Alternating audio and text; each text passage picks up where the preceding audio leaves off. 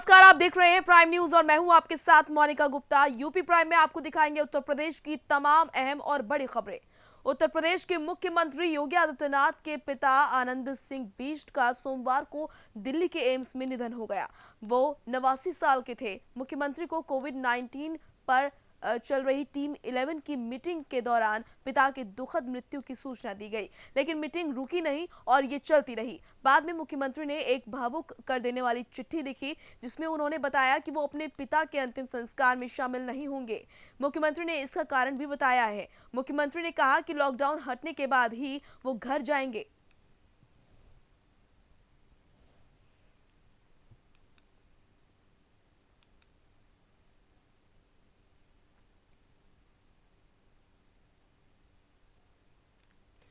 CM Yogi Adityanath के पिता आनंद सिंह बिष्ट का 89 साल की उम्र में निधन हो गया।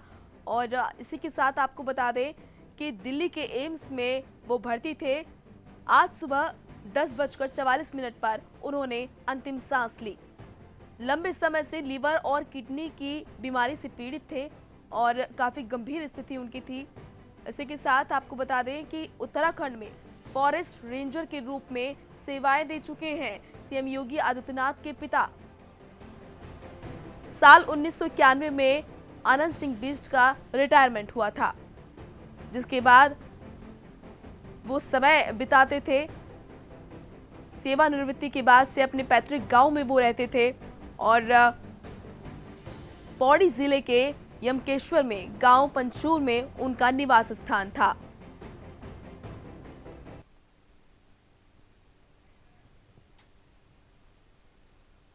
कि उनकी हार्दिक इच्छा थी दर्शन की, लेकिन वैश्विक महामारी कोरोना के वायरस के खिलाफ देश की लड़ाई में वो अपने कर्तव्य बोध के कारण वहां नहीं जा सक रहे हैं। लेकिन उन्होंने ये भी कहा कि जो भी कार्य हो वो लॉकडाउन को देखते हुए उन्होंने अंतिम संस्कार के लिए कामना की। यह भी उन्होंने कहा कि अपने पूज्य पिताजी की स्मृतियों को वो कोटि कोटि नमन करते हैं और विनम्र श्रद्धांजलि देते हैं। और ये भी इस बात की को उन्होंने आगे रखा कि जो उन्होंने अपने पिता से सीखा और जो उनसे आशीर्वाद लिया उसके लिए वो सदैव आभारी हैं। लॉकडाउन के बाद वो दर्शनार्थ आएंगे, ऐसा उन्होंने अपने निजी प्रेस नोट में जारी किया है। कई हमारे पत्रकार साथियों ने जानकारी हासिल करने के लिए कहा था, तो इसलिए मैंने आपको बताया। तो वहीं कोरोना को लेकर अपर मुख्य सचिव गृह अवनीश अवस्थी ने प्रेस कॉन्फ्रेंस की। प्रेस कॉन्फ्रेंस कर अवनीश अवस्थी ने कहा, आज सीएम योगी ने वीडियो कॉन्फ्रेंसिंग के जरिए बैठक की, जिसमें यूपी के 19 जनपदों में विशेष आदेश दिए गए। प्रत्येक जिले के लॉकडाउन की समीक्षा की गई। प्रदेश में इस समय कुल एक्टिव इन्फेक्शन के केसेस 1030 हैं। 1030 कुल केसेस जो अभी तक हुए हैं वो 1176 1176, उसमें से 1030 एक्टिव इन्फेक्शन के केसेस इस समय हैं। 129 लोग डिस्चार्ज हो चुके हैं।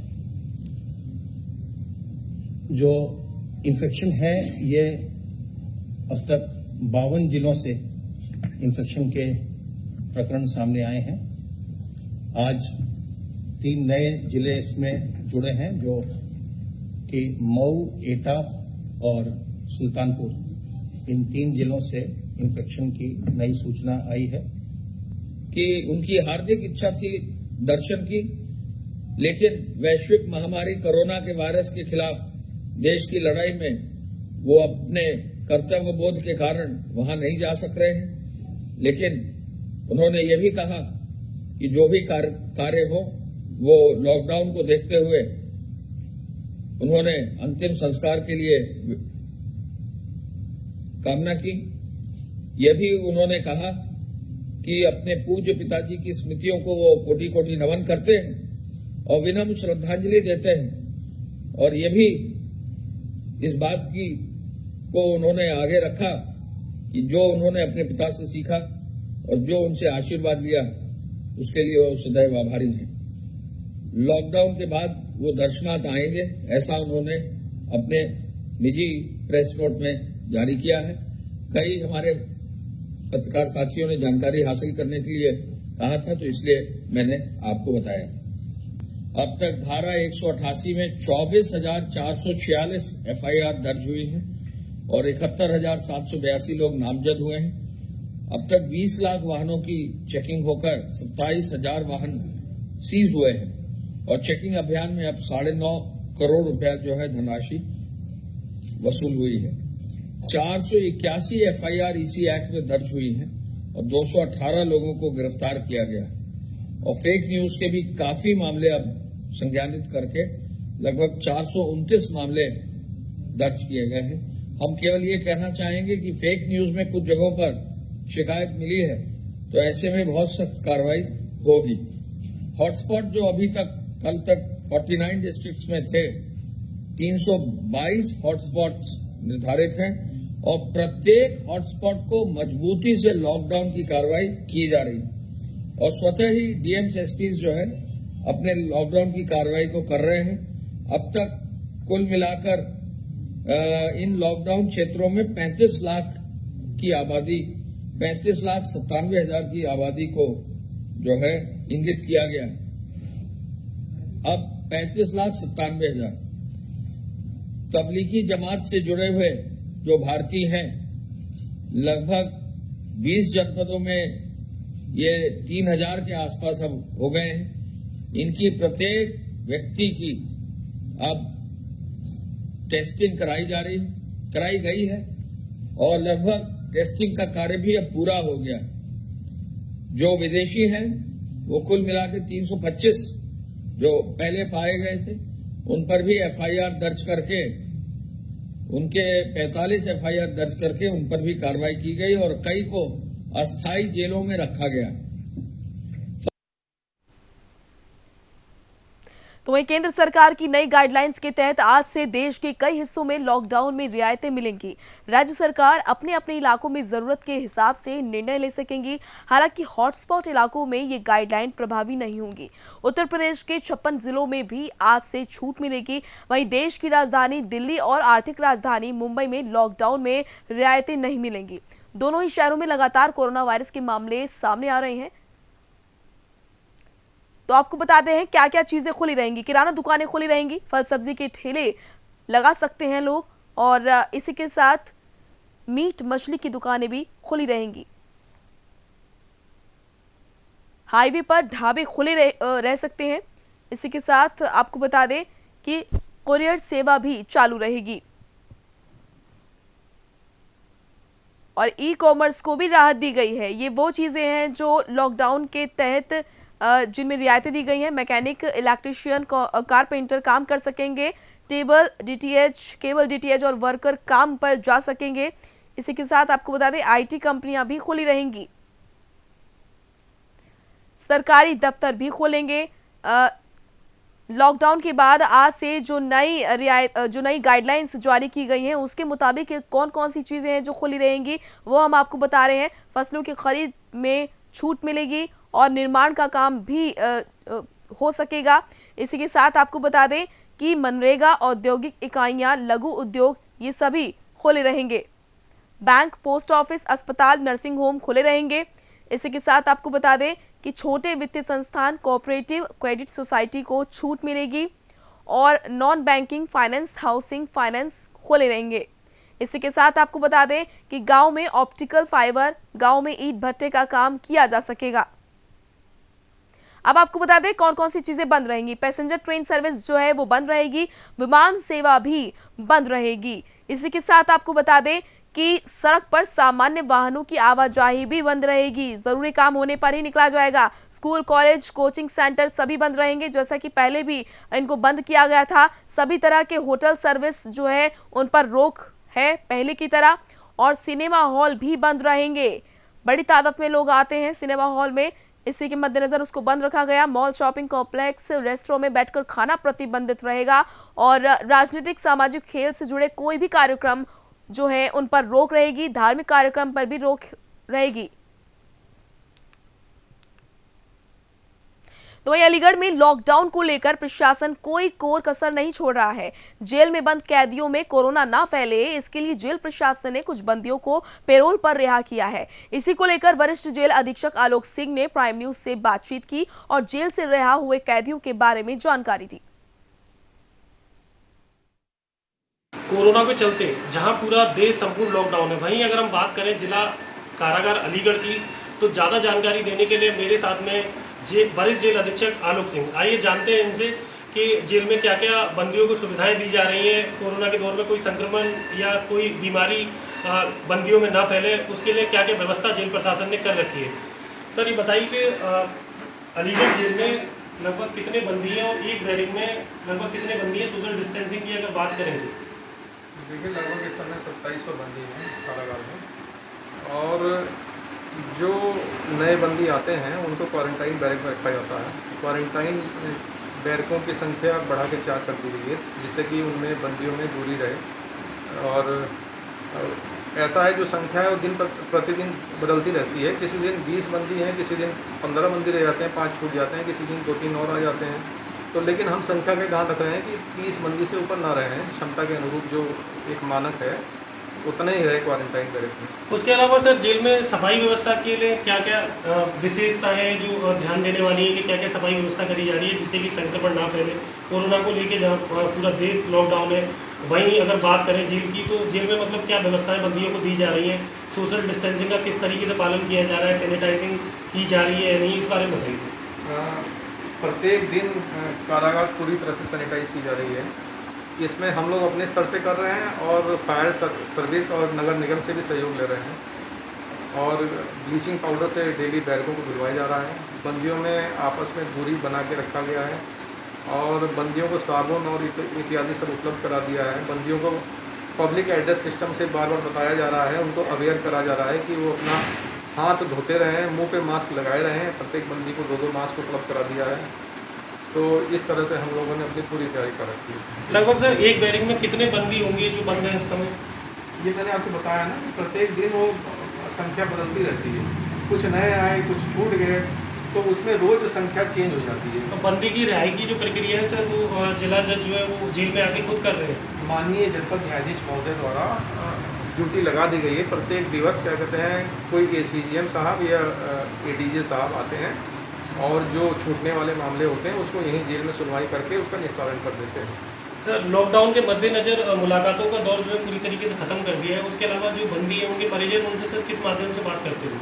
देखिए, हमारे पास 2 कियोस्क का PCO है, जिससे बंदी अपने क्या कहते हैं परिजनों से बात कर देते हैं।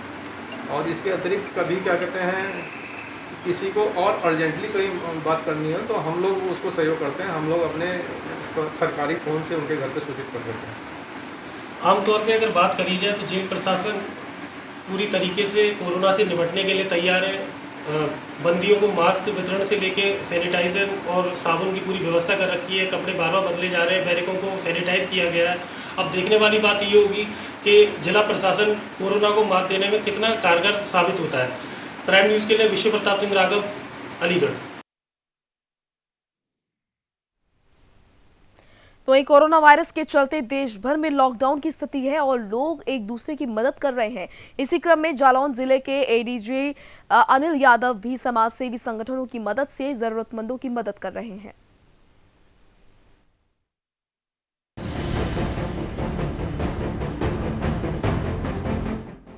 लॉकडाउन के बीच लोगों की मदद। ADJ अनिल यादव कर रहे हैं जरूरतमंदों की मदद। समाज सेवी संगठनों के सहयोग से कर रहे हैं मदद। न्यायिक परिवार 3 अप्रैल से कर रहा है भोजन वितरण। देश में लॉकडाउन के हालात हैं और लॉकडाउन से सबसे ज्यादा दिक्कत हो रही है आम लोगों को। लेकिन जरूरतमंदों की जरूरतें पूरी करने के लिए सरकार के साथ साथ तमाम वर्गों के लोग और संगठन सामने आ रहे हैं।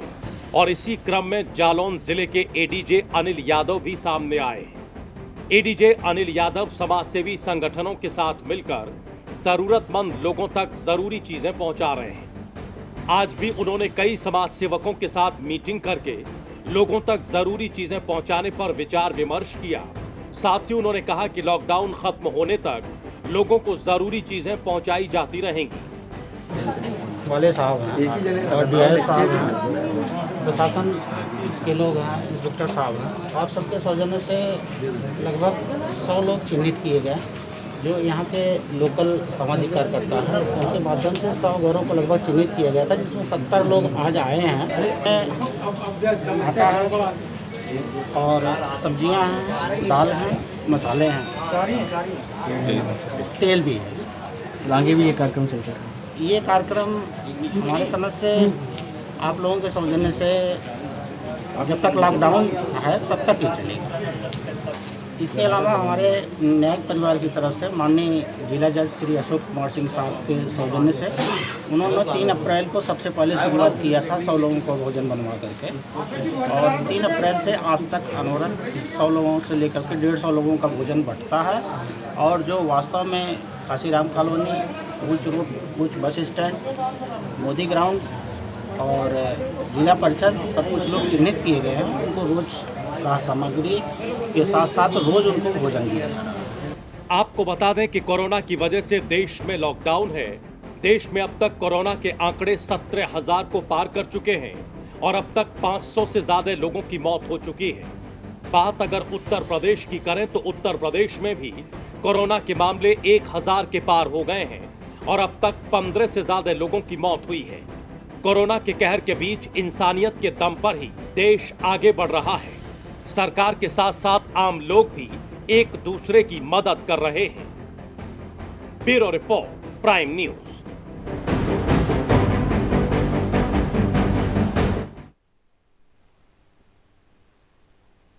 तो यूपी के गाजीपुर में कोरोना का नया केस सामने आया है, जहां एक महिला में जांच के बाद कोरोना पॉजिटिव की पुष्टि हुई है। गाजीपुर में कोरोना पॉजिटिव महिला मिलने के बाद जिले में कोरोना मरीजों की कुल संख्या 6 हो गई है। आपको बता दें कि गाजीपुर में कोरोना संक्रमित मिली महिला डीएम ऑफिस में कार्यरत क्लर्क की पत्नी है, जो कि जमातियों के संपर्क में था। इससे पहले ही क्लर्क की कोरोना जाँच रिपोर्ट नेगेटिव आ चुकी है। बच्चे आए थे उसमें से एक बच्चे का जो हमने रैपिड टेस्ट किया है उसका जो है इंडिकेट हो रहा है कि उसको जो है पॉजिटिव होगा, तो उसका हमने यहाँ से नमूना लेकर के वाराणसी भेजा है। वो रिपोर्ट हमें आज प्राप्त हो जाएगी, तभी कहा जा सकता है। अदरवाइज सारे और बच्चे जो थे वो तमाम सारे लोगों को हमने क्वारंटाइन किया है। मैं इंतज़ार कर रहा हूँ फाइनल रिपोर्ट आने की। रिपोर्ट जैसी ही आती है, अगर वो रिपोर्ट पॉजिटिव होती है तो उन सारे लोगों को फिर हम अलग से उसको ट्रीट करेंगे जो प्रोटोकॉल है, और अगर रिपोर्ट नेगेटिव आती है तो फिर उसके हिसाब से ट्रीट। वहीं यूपी में कोरोना के मामले लगातार बढ़ते जा रहे हैं। सरकार के लाख प्रयास के बाद भी रोजाना कोरोना के मरीजों की संख्या में इजाफा होता जा रहा है। दिल्ली के बाद यूपी में भी जमातियों में कोरोना के मरीज बढ़ते जा रहे हैं। इसी से संबंधित हम आपको ये 6 तस्वीरें दिखा रहे हैं, जो कि गाजीपुर, देवरिया, मऊ, कन्नौज और मुरादाबाद और कानपुर की है, जहां पर इन सभी जगहों में जमातियों में लगातार कोरोना के मरीजों की संख्या में बढ़ोतरी हो रही है।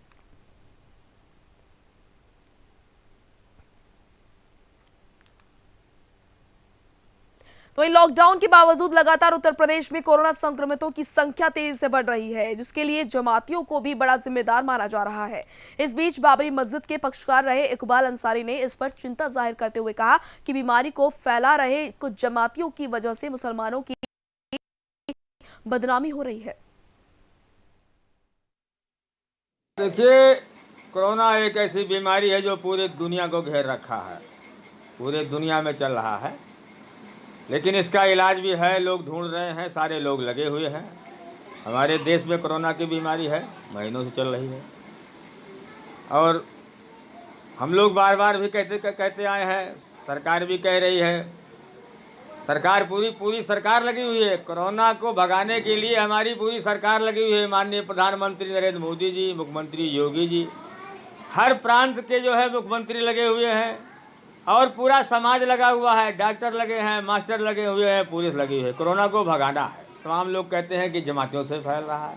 मामला दिल्ली का है कि जमात के लोग दिल्ली में इकट्ठा हुए, कोरोना वहाँ से फैला। हम भी मानते हैं, क्योंकि जब ये बुलाने से नहीं आए तो ये लोगों को बीमार कर रहे थे।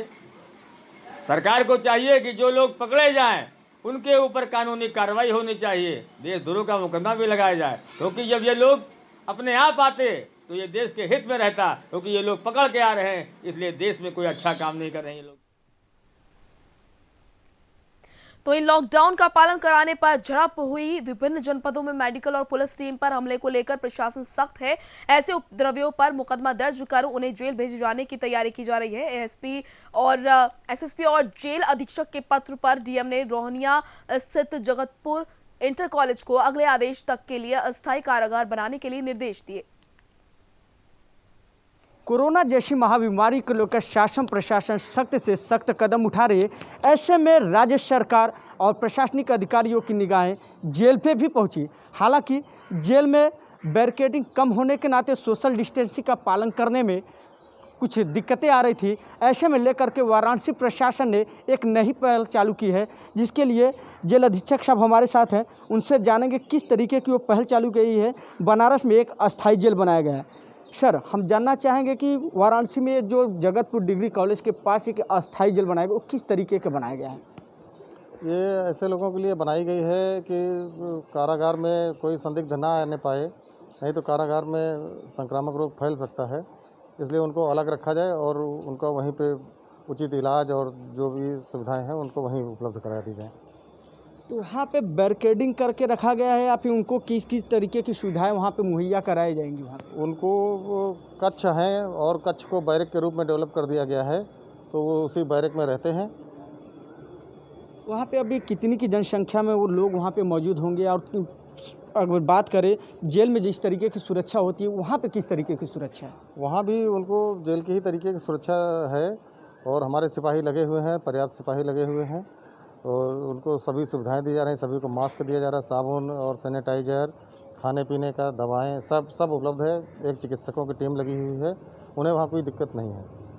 जी बिल्कुल, आपने देखा किस तरीके से शासन प्रशासन पूरी तरीके से कोरोना को लेकर के सजग है, लेकिन हमारे जनता से एक ये अपील भी करते हैं कि लॉकडाउन का आप उल्लंघन न करें। कोरोना जैसी बीमारी में हमारा सहयोग दें, हम आपकी सेवा के लिए तत्पर हैं। इस वक्त देख सकते हैं किस तरीके से जेल पे पूरी तरीके से कोरोना को लेकर के तैयारियां सजग कर दी गई है। वाराणसी प्रशासन ने एक नई जो पहल की है, जगतपुर डिग्री कॉलेज के पास अस्थायी जेल बनाया है कैदियों के रहने के लिए। जो लॉकडाउन का उल्लंघन करेंगे और जो नियम तोड़ेंगे उनके लिए वहीं पर किया जाएगा और 14 दिन तक उनको पैरोल जेल उनको वो नहीं मिलेगा, जमानत नहीं मिलेगा, ताकि वो उनसे ही और लोगों को सीख देखने को मिले कि अगर आप लॉकडाउन का उल्लंघन करते हैं तो आपके साथ भी वही बर्ताव होगा जो नियम कानून के अधिनियम के तहत होगा।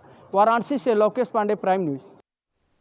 तो ये महाराष्ट्र के पालघर में साधुओं की मॉब लिंचिंग मामले में अब तक 101 लोगों को हिरासत में लिया जा चुका है। इस बीच उत्तर प्रदेश के मुख्यमंत्री योगी आदित्यनाथ ने महाराष्ट्र के सीएम उद्धव ठाकरे से बातचीत की। सीएम योगी ने दोषियों के खिलाफ कार्रवाई की मांग की है। इस पर सीएम उद्धव ठाकरे ने कहा कि दोषियों को बख्शा नहीं जाएगा। सीएम योगी आदित्यनाथ ने अपने ट्विटर पर लिखा, पालघर महाराष्ट्र में हुई जूना अखाड़ा के संतोष स्वामी कल्पवृक्ष गिरी जी, स्वामी सुशील गिरी जी और उनके ड्राइवर नीलेश तेलगड़े जी की हत्या के संबंध में कल शाम महाराष्ट्र के मुख्यमंत्री उद्धव ठाकरे जी से बातचीत हुई है। ये ट्वीट आप देख रहे हैं जिसमें सीएम योगी आदित्यनाथ ने बताया कि उनकी बात हुई महाराष्ट्र के सीएम से। उन्होंने कहा कि शाम महाराष्ट्र के मुख्यमंत्री श्री उद्धव ठाकरे जी से बातचीत हुई और घटना के जिम्मेदार तत्वों के खिलाफ कठोर कार्रवाई हेतु आग्रह उन्होंने किया।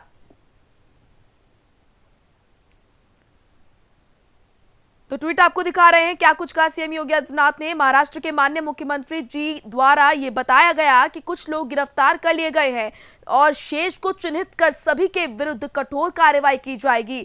तो ये बातचीत के बाद कहा महाराष्ट्र के सीएम उद्धव ठाकरे ने। सीएम योगी आदित्यनाथ ने ट्वीट कर बताया कि किस तरह उनसे बातचीत हुई और उसके बाद उन्होंने भी जवाब दिया। महाराष्ट्र के माननीय मुख्यमंत्री जी द्वारा ये बताया गया कि कुछ लोग गिरफ्तार कर लिए गए हैं और शेष को चिन्हित कर सभी के विरुद्ध कठोर कार्रवाई की जाएगी।